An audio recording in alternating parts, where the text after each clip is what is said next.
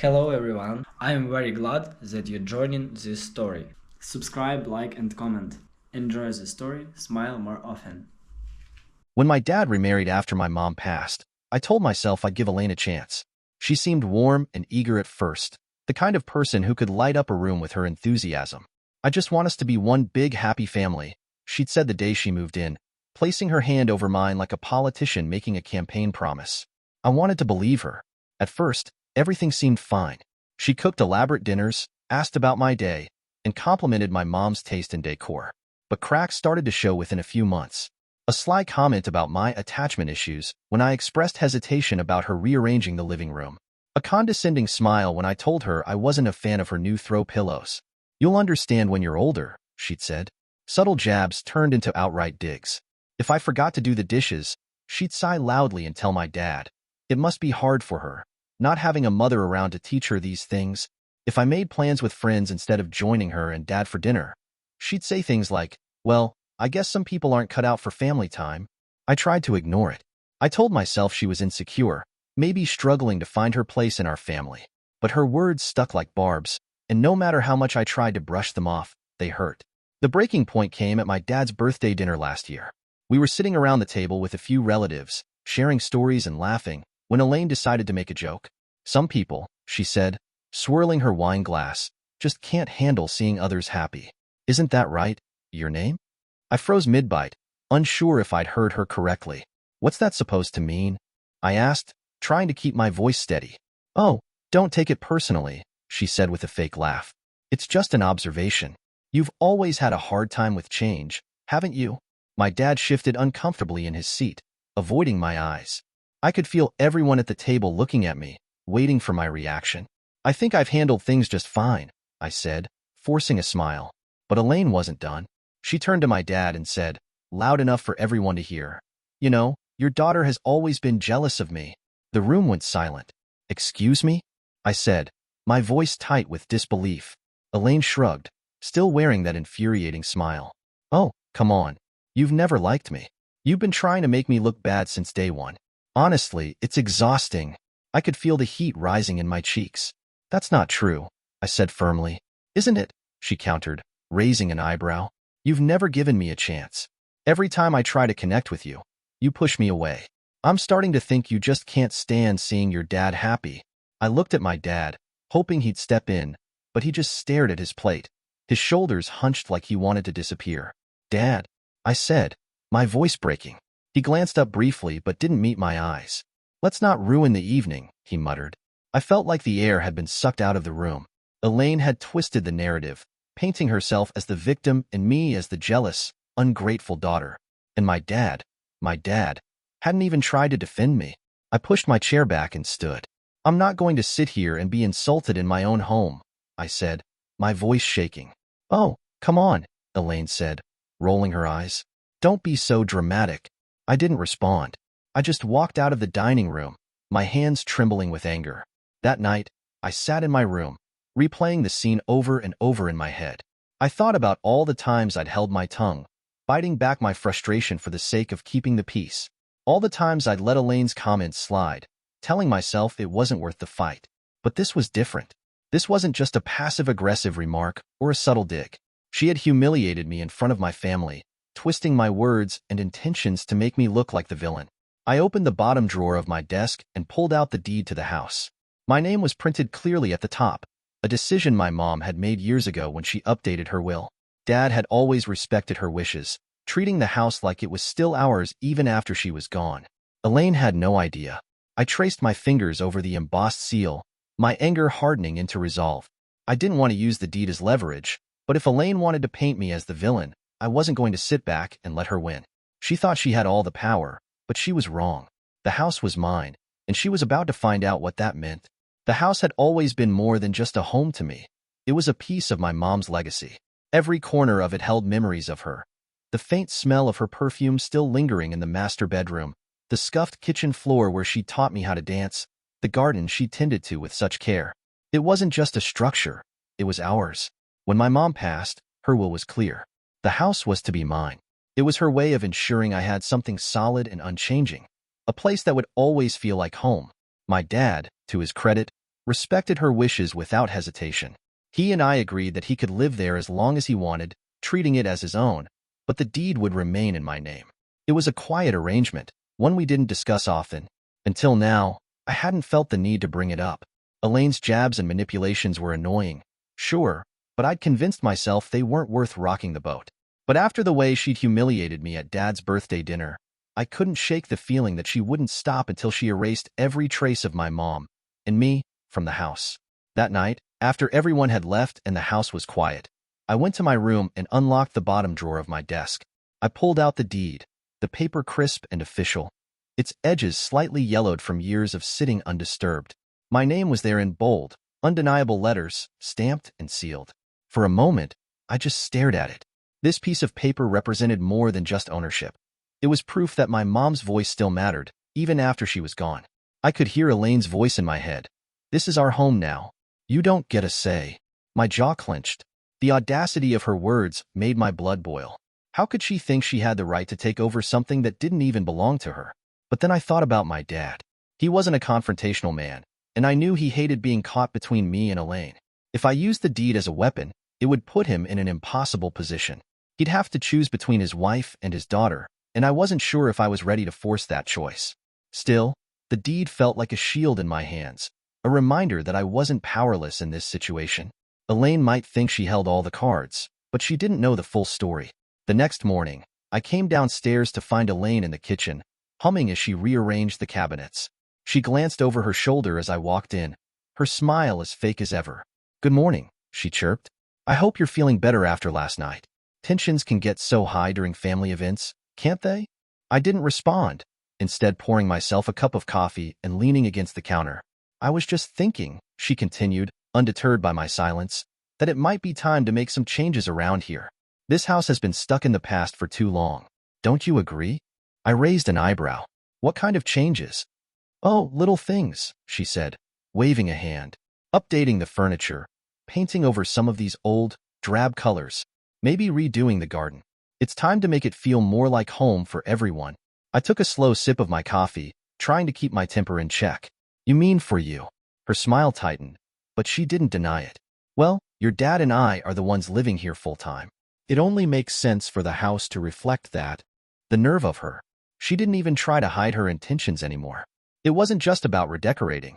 It was about erasing my mom's presence from the house entirely. That afternoon, I called my best friend, Jess, to vent. "She wants to repaint, Jess," I said, pacing my room. "She wants to tear out the garden. My mom's garden. She doesn't care about this house. She just wants to claim it as hers. Why don't you just tell her the truth?" Jess asked. "Drop the deed on the table and let her know whose house it really is?" I sighed, running a hand through my hair. "Because it'll cause a war. My dad doesn't need that, and honestly, neither do I." "But you can't just let her steamroll you," Jess said. "If she keeps pushing, you're going to have to push back." Jess was right, of course. Elaine wasn't going to stop unless I drew a line in the sand. But the idea of escalating the conflict made my stomach churn. For now, I decided to bide my time. I wasn't ready to play my hand, but I wasn't going to let Elaine bulldoze me either. Over the next few days, I kept a close eye on Elaine's behavior. She started making little changes around the house, swapping out the family photos in the hallway for ones of her and my dad, replacing my mom's favorite vase on the mantel with a generic piece of modern art. Each change felt like a tiny erasure of my mom's memory, and it made my resolve harden. Then one evening, I overheard a conversation between Elaine and one of her friends. They were sitting in the living room, sipping wine and chatting about her plans for the house. "It just needs a woman's touch," Elaine said, her tone smug. "I mean, let's be honest, it's practically mine already. Your name doesn't even live here anymore, and Jim, well, he'll go along with whatever I say. It's not like she can stop me." Her friend laughed, and I clenched my fists, feeling a surge of anger so strong it almost knocked the breath out of me. She had no idea. The next morning, I pulled out the deed again, this time laying it on my desk where I could see it.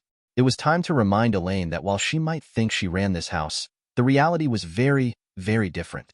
She wanted a fight. She was about to get one. After the birthday dinner fiasco, I thought things might settle down. I figured Elaine had gotten her dig in and would move on, content with whatever satisfaction she got from embarrassing me. But I underestimated her determination. In the days that followed, Elaine doubled down on her efforts to cast me as the jealous daughter who couldn't accept her presence in my dad's life. It started subtly, almost innocuously. She'd casually mention me in conversations with family members, adding little barbs disguised as concern. "I just don't know what to do," she told my aunt during a Sunday brunch at the house. "I've tried everything to connect with her, but it's like she's built this wall around herself. I guess losing her mom was harder on her than anyone realized. She probably thinks I'm trying to replace her." My aunt gave me a sympathetic look as Elaine spoke, and I felt a pit form in my stomach. When Elaine left the room, my aunt pulled me aside. "You need to stop giving Elaine such a hard time," she said gently. "She's just trying to be a good stepmom. She really cares about your dad, you know?" I clenched my teeth, swallowing back the sharp response that rose to my lips. "I'm not giving her a hard time," I said carefully. My aunt patted my arm, clearly unconvinced. "Just try to be more understanding," she said. "It's not easy stepping into a family like this." I wanted to scream. Elaine had managed to twist the narrative so thoroughly that even my own family was siding with her. The next few weeks felt like a slow-motion train wreck. Everywhere I turned, someone was parroting Elaine's carefully crafted story about me being the bitter, jealous daughter. At a family barbecue, my cousin cornered me by the drinks table. "What's going on with you and Elaine?" she asked, lowering her voice. "She says you've been really cold to her. Is everything okay?" "I'm fine," I said tightly. "She's just trying to make your dad happy," my cousin continued. "You should give her a chance."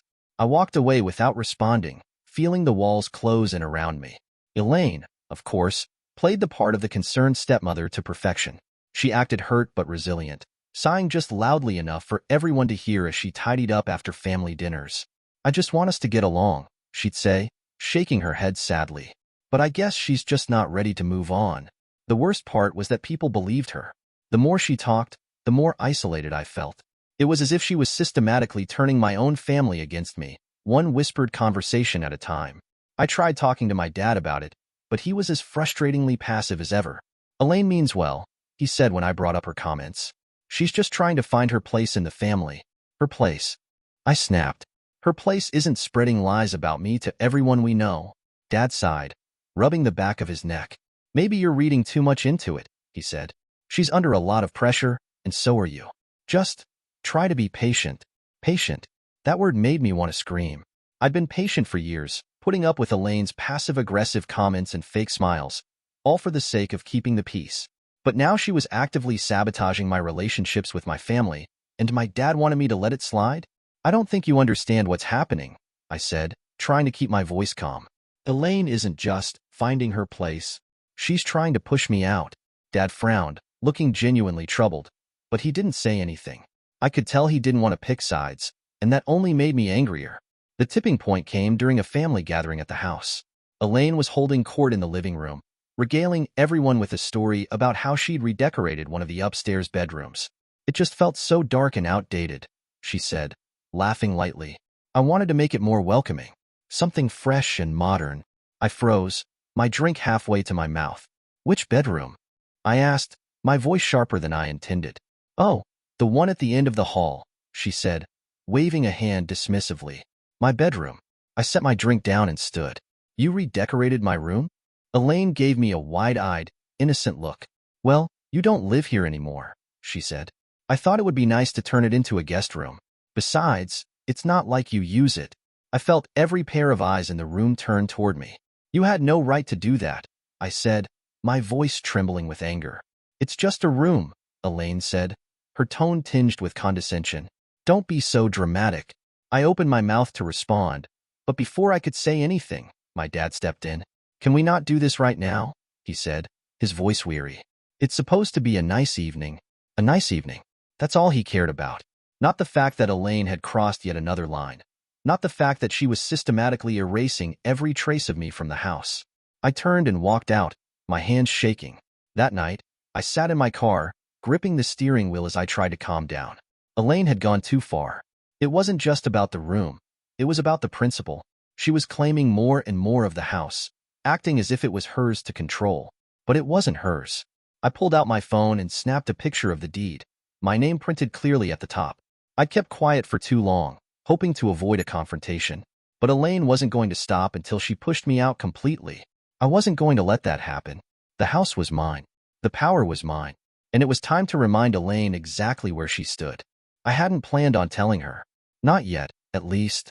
But when I walked into the house that Saturday afternoon and saw my mom's furniture being carried out the door like it was nothing more than junk, all my careful restraint went out the window.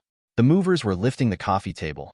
My mom's coffee table, the one she'd spent weeks refinishing when I was little, and Elaine was directing them like a theater conductor, telling them where to pile everything. What's going on here? I asked sharply, stepping into the room. Elaine turned, her face lighting up with the kind of fake enthusiasm she'd perfected. Oh, don't worry, she said, her voice dripping with faux charm. I'm just making a few changes. This place could use a fresh start, don't you think? My eyes swept over the room. The couch was gone, replaced with a gaudy, modern monstrosity that looked like it belonged in a showroom.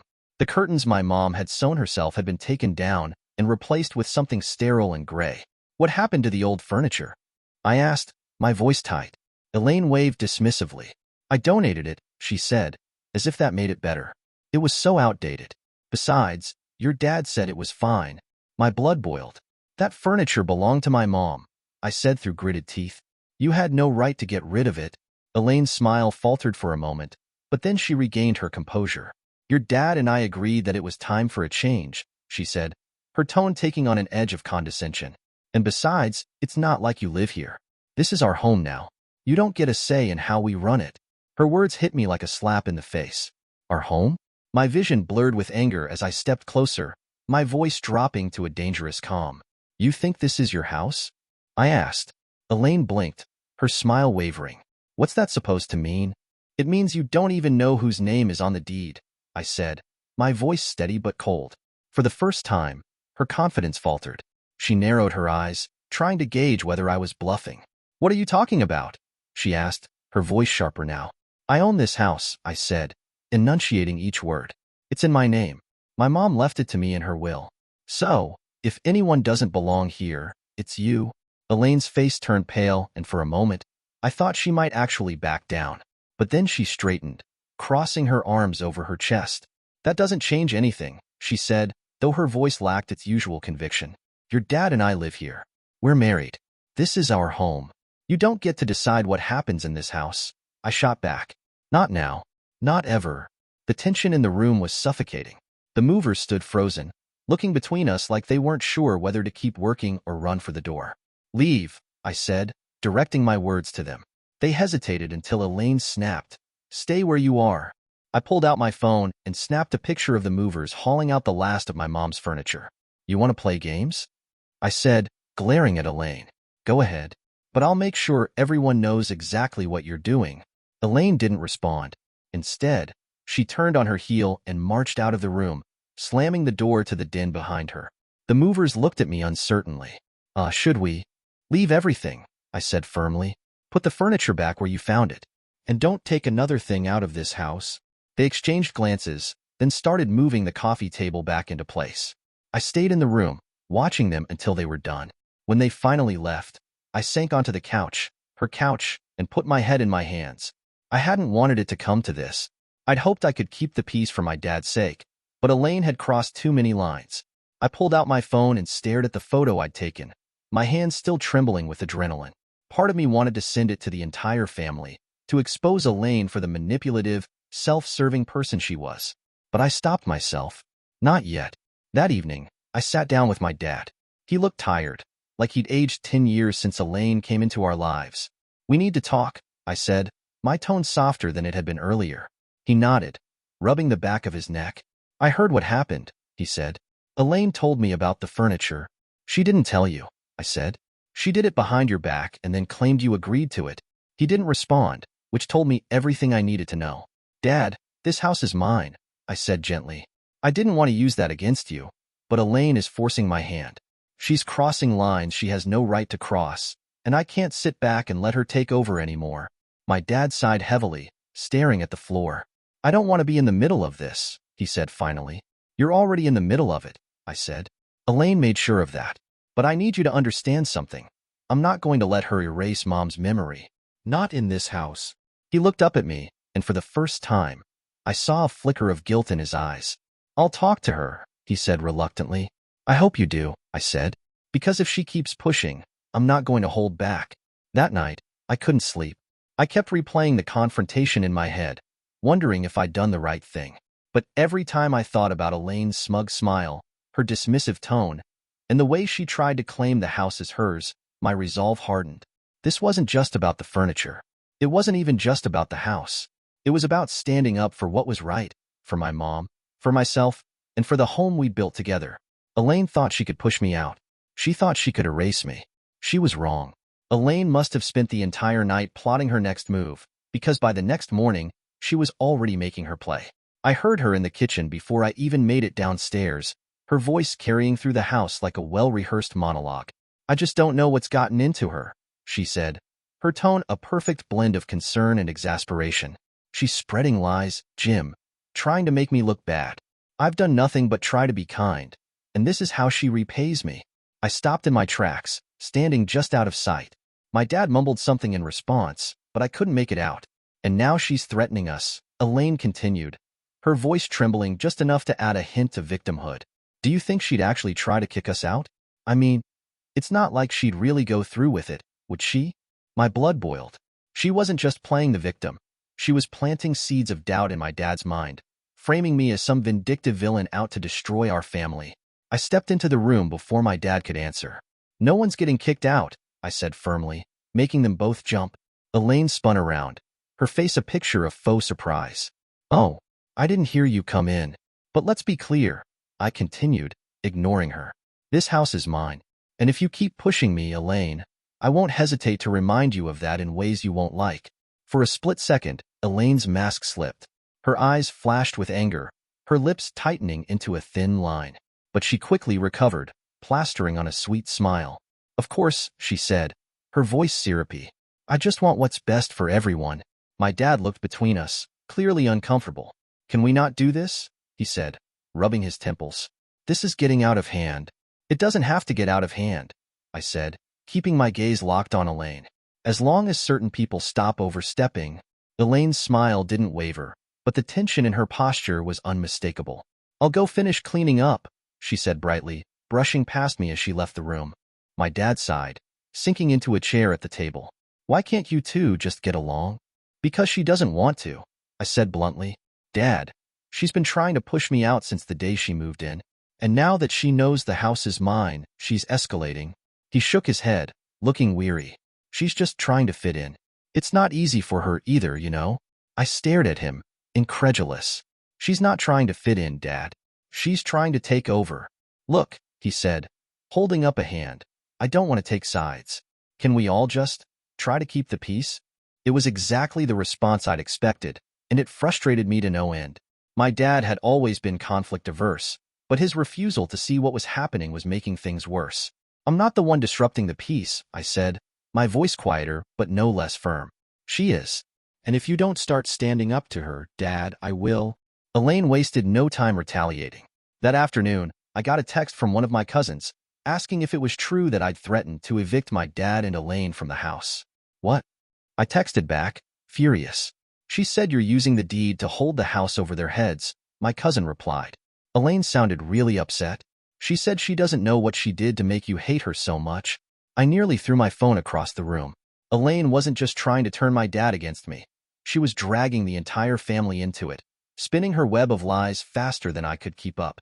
I called Jess to vent, pacing my room as I recounted what had happened. "She's poisoning everyone against me," I said. "She's making me out to be this terrible person, and the worst part is, people are actually believing her." "So what are you going to do?" Jess asked. "I don't know," I admitted, rubbing my temples. "If I push back too hard, it's just going to make me look worse. But if I don't do anything, she's going to keep getting away with it." "Maybe it's time to stop worrying about what people think," Jess said. "You have the truth on your side. Use it." That evening, Elaine made her next move. I was sitting in the living room, trying to read, when she came in and sat across from me, her expression carefully neutral. "I think we need to talk," she said. I set my book down and crossed my arms. "About what?" "About this tension," she said, her tone full of fake sincerity. "I don't know why you're so upset with me, but I want us to move past it. For your dad's sake." I raised an eyebrow. "You think the problem is that I'm upset?" She ignored the sarcasm. "I'm willing to let bygones be bygones if you are," she said.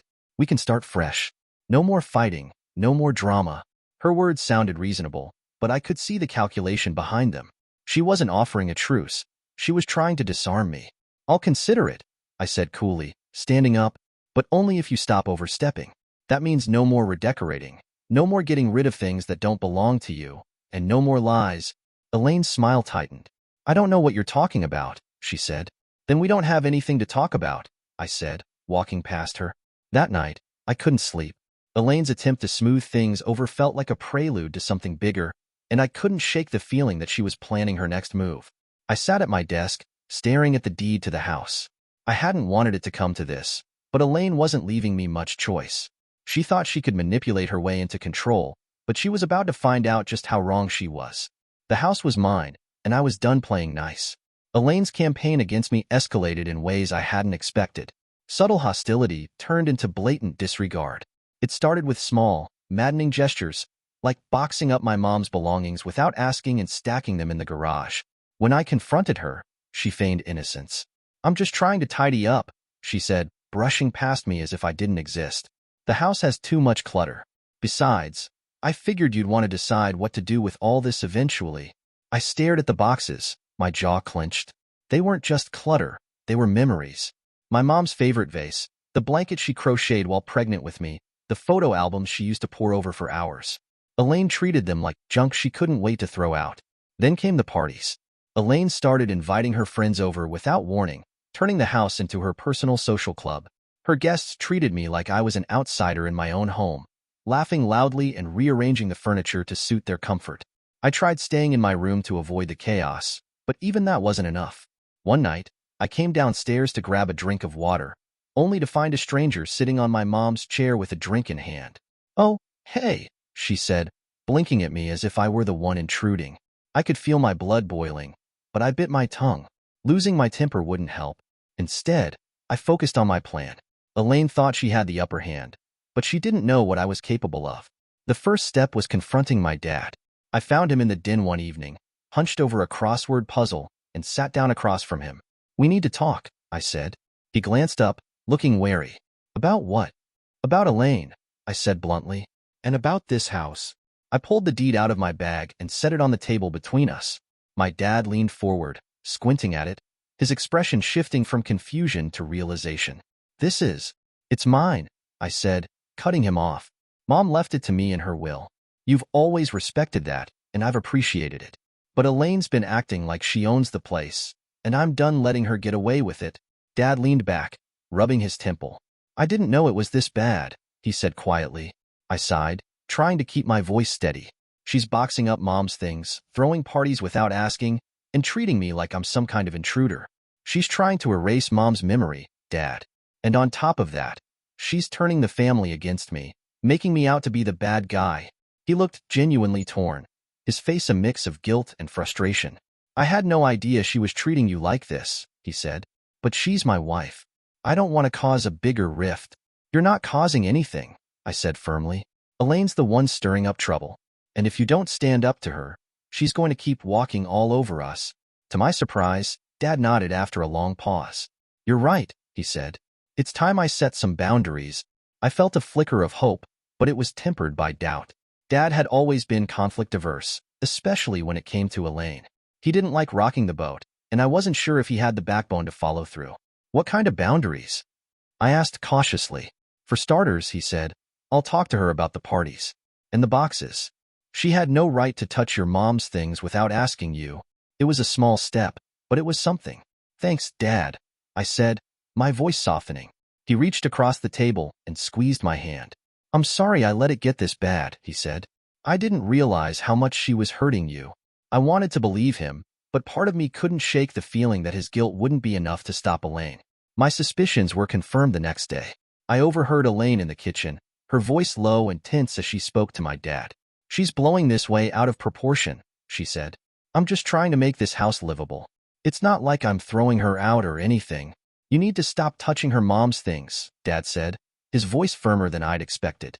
And no more parties without checking with both of us first. There was a long pause, and then Elaine sighed dramatically. Fine, she said. If that's what it takes to keep the peace, I'll stop. But I just want you to know how hard this is for me, Jim. I feel like she's looking for reasons to hate me. I clenched my fists, my anger simmering just below the surface. She was deflecting, twisting the situation to make herself the victim. That evening, Dad told me he'd had a good talk with Elaine and that things would get better from now on. But I wasn't so sure. Elaine wasn't the type to let go of control without a fight. As the days went on, I stayed vigilant. Elaine didn't throw any more parties, but she started making small, passive-aggressive changes around the house. She moved the family photos to less prominent spots, replacing them with framed pictures of her and Dad. She accidentally left my mom's boxes near the curb on trash day, forcing me to rescue them before they were hauled away. It was clear she was testing the waters, seeing how far she could push without breaking Dad's promise to me. I didn't take the bait. Instead, I stuck to my plan. I started gathering evidence, photos, recordings, anything that showed how Elaine was overstepping her boundaries. I didn't want to escalate the conflict, but I knew I needed to be prepared if things got worse.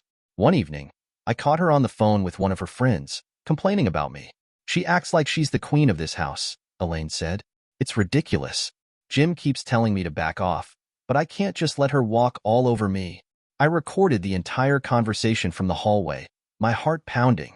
The next morning, I reviewed the recording, adding it to the growing folder of evidence on my laptop. It wasn't just about protecting myself anymore. It was about protecting the house, my mom's memory, and everything she'd worked so hard to build. Elaine thought she was winning, but she didn't realize I was 2 steps ahead. The time to act was coming, and when it did, Elaine was going to learn exactly what it meant to mess with me. Elaine had always been a master manipulator, but this time, she'd overplayed her hand. The text from my cousin hit like a slap in the face. Plotting to sell the house? I could practically see Elaine's smug grin as she spread the lie, painting me as the greedy, ungrateful daughter trying to destroy her happy home. The worst part was how quickly the rumor had spread. My aunt called me that afternoon, her voice full of concern. "Honey, I heard you're planning to sell the house. Is everything okay with you and your dad?" I felt my stomach churn. "No, Aunt Linda, that's not true," I said, trying to keep my voice steady. "Elaine's been spreading lies about me." "Well, she seemed pretty upset," my aunt replied hesitantly. "You know, she's just trying to make the family work. Maybe you should sit down and talk to her." I bit back a sharp retort, knowing it would only make things worse. Elaine had spun her narrative so well that even people who knew me my whole life were starting to doubt me. I couldn't let this go unanswered. When I got home that evening, Elaine was in the kitchen, humming to herself as she sliced vegetables. The sight of her acting so casual, like she hadn't just tried to ruin my reputation, sent a fresh wave of anger through me. "What the hell are you telling people about me?" I demanded, walking into the room. Elaine didn't even flinch. She glanced up from her cutting board, her expression carefully neutral. "I don't know what you're talking about." "Don't play dumb," I snapped. "You told the family I'm planning to sell the house out from under you and Dad." She set the knife down and turned to face me, crossing her arms over her chest. "You started this," she said, her voice cold.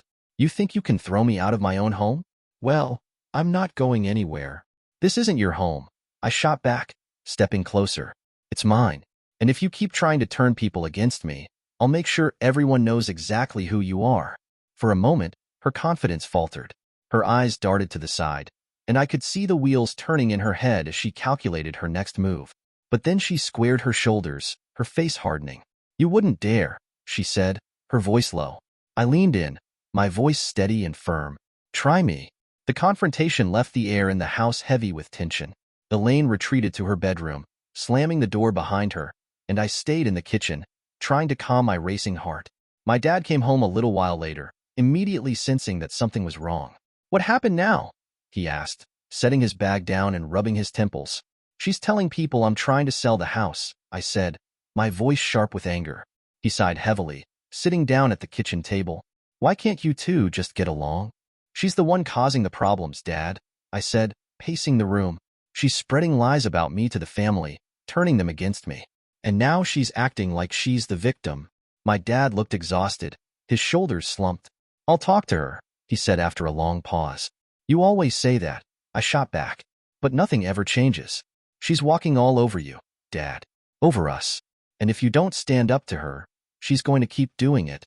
He didn't respond, and I could see the guilt in his eyes. He knew I was right, but he didn't know how to fix the mess Elaine had created.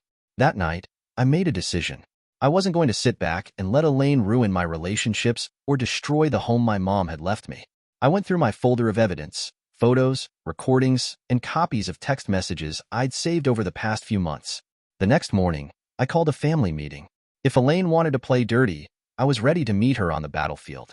When everyone arrived, Elaine walked into the living room with her usual air of superiority.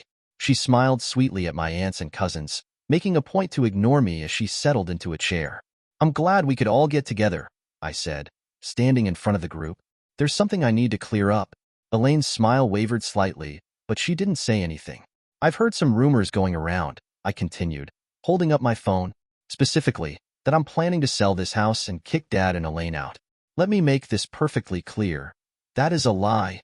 There was a murmur of surprise from the family members, and Elaine's face turned pale. "I'm not sure where these rumors started," I said, looking directly at Elaine, "but I have proof of what's actually been happening here." I played one of the recordings I'd made of Elaine talking on the phone, complaining about me and saying she would make sure the family saw things her way. As the audio played, the room fell silent. When it ended, I turned to Elaine. "Care to explain?" Elaine's mask cracked. Her usual composure was gone, replaced by a mix of panic and fury. "You've been recording me?" she hissed. "You're damn right I have," I said. "And I'll keep recording every lie you tell until everyone knows exactly who you are." The family was stunned. My aunt, who had always taken Elaine's side, looked at her with a mix of disbelief and disappointment. "Elaine, is this true?" she asked. Elaine stammered, trying to come up with an excuse, but there was no escaping the evidence. Her lies had finally caught up to her. "I think it's time we had a serious conversation about boundaries," I said, my voice steady. "Because this house isn't going anywhere. And neither am I." Elaine glared at me, her hands clenched into fists, but she didn't say a word. For the first time, she realized she wasn't in control anymore. The battle wasn't over, but I'd won this round, and I wasn't going to stop until Elaine understood exactly where she stood. Calling the family meeting was a bold move, and I knew it. But by this point, I had nothing to lose. Elaine had pushed me to the edge, and if I didn't act now, her lies would keep spiraling out of control. The house was mine. The truth was on my side. It was time to make sure everyone knew it.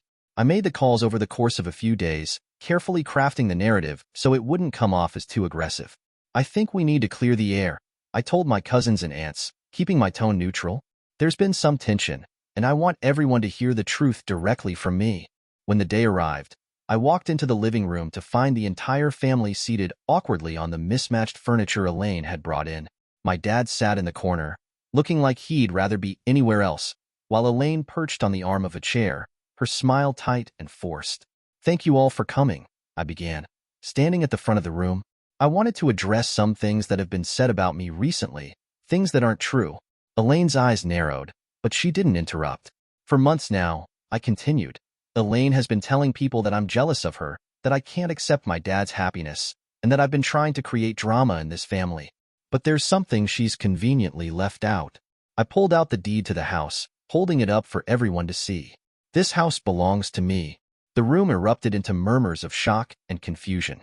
My aunts exchanged glances, my cousins whispered to each other, and Elaine's face turned pale. "This house was left to me by my mom," I explained, keeping my voice steady. "It's in my name. My dad and I have always had an understanding. He could live here as long as he wanted, and I would never interfere. But Elaine has been making changes without my permission, spreading lies about me, and treating me like a guest in my own home. That ends today." Elaine stood abruptly, her composure cracking. "This is ridiculous," she snapped. "You're just trying to humiliate me. Do you really think anyone cares whose name is on a piece of paper? This house is ours, mine and Jim's." I stared her down, holding my ground. "Legally, it's not yours.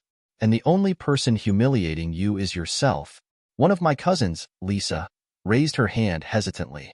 "Is that true?" she asked, looking at Elaine. "Did her mom really leave the house to her?" Elaine opened her mouth, then closed it again, realizing she had no defense. Instead, she turned to my dad, silently pleading for backup. My dad shifted uncomfortably in his chair, avoiding her gaze. "It's true," he admitted, his voice barely above a whisper. "The house is in her name." The murmurs grew louder, and Elaine's face twisted with barely concealed rage. "This is absurd," she said, turning back to the group. "She's just trying to cause problems because she can't stand the fact that I'm part of this family now." You all know how difficult she's been. I haven't been difficult, I said firmly. I've been patient. But I'm done letting you disrespect me, my mom's memory, and this house. I pulled out my phone and played one of the recordings I'd saved, a particularly damning conversation where Elaine admitted to wanting to take over the house and make it her own. The room fell silent as her voice echoed through the speakers. When the recording ended, my aunt turned to Elaine, her expression one of disbelief. Elaine, is this true? You've been trying to take over the house? Elaine stammered, struggling to come up with an excuse. That was taken out of context, she said weakly. Out of context? I shot back. You've been boxing up my mom's belongings, spreading lies about me, and trying to erase every trace of this house's history. How do you explain that? My cousin Lisa crossed her arms, glaring at Elaine. You've been telling everyone that she's the problem, but it sounds like you've been causing the drama all along. Elaine's face turned red, and for a moment, I thought she might explode. But instead, she turned to my dad again, her voice shaking. Jim, are you really going to let her treat me like this? After everything I've done for this family? My dad looked at her, then at me, and sighed deeply. You need to stop Elaine, he said, his voice firm. She's right. This house belongs to her. And you've been out of line. The room went silent again, the weight of his words hanging in the air. Elaine's mask finally slipped, her face twisted with fury, and she pointed a trembling finger at me. You think you've won? She spat. You're just a selfish little girl who can't handle sharing. I've worked too hard to be pushed out now. Worked hard at what? I asked, my voice steady. Manipulating everyone? Spreading lies? You don't belong here, Elaine. And it's about time you realized that. She stormed out of the room, slamming the door behind her.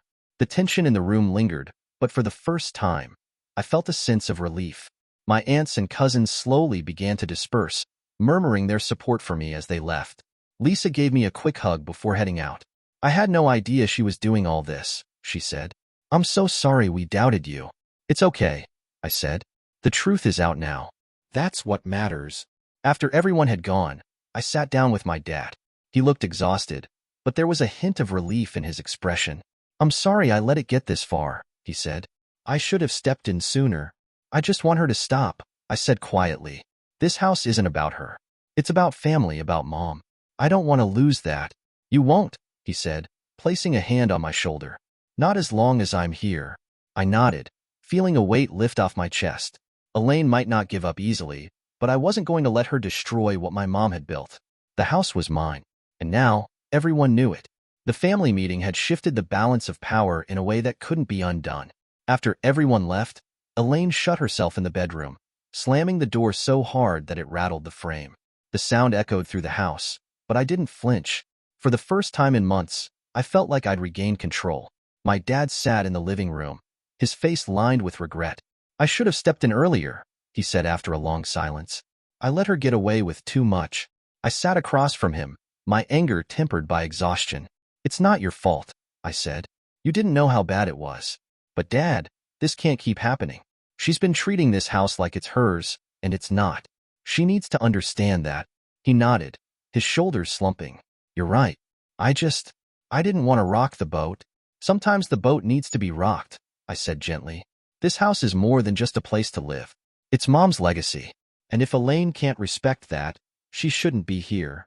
The next morning, Elaine emerged from the bedroom with a forced smile plastered across her face. She moved through the house with an exaggerated air of normalcy, humming to herself as she tidied up the kitchen and rearranged the throw pillows.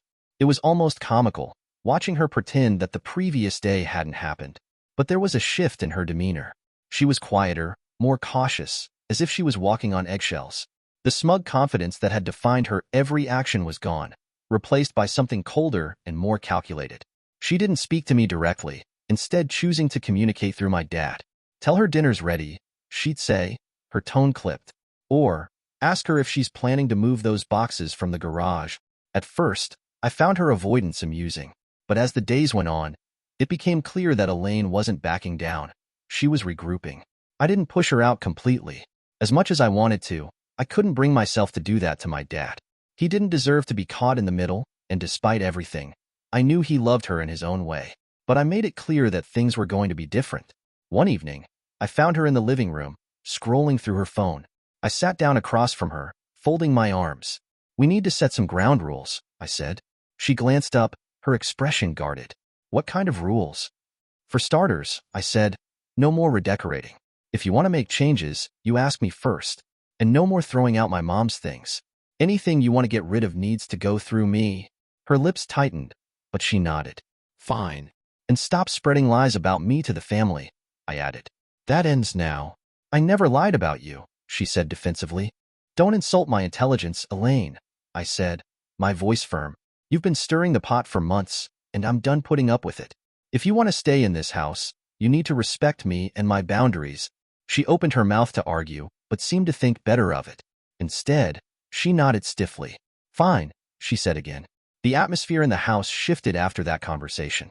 Elaine kept her distance, retreating to the bedroom for long stretches of time or spending hours out of the house. When she was home, she walked on eggshells around me, careful not to cross any of the lines I'd drawn. For the first time in months, I felt a sense of peace. The constant tension that had hung over the house like a storm cloud was starting to dissipate. My dad, too, seemed more relaxed.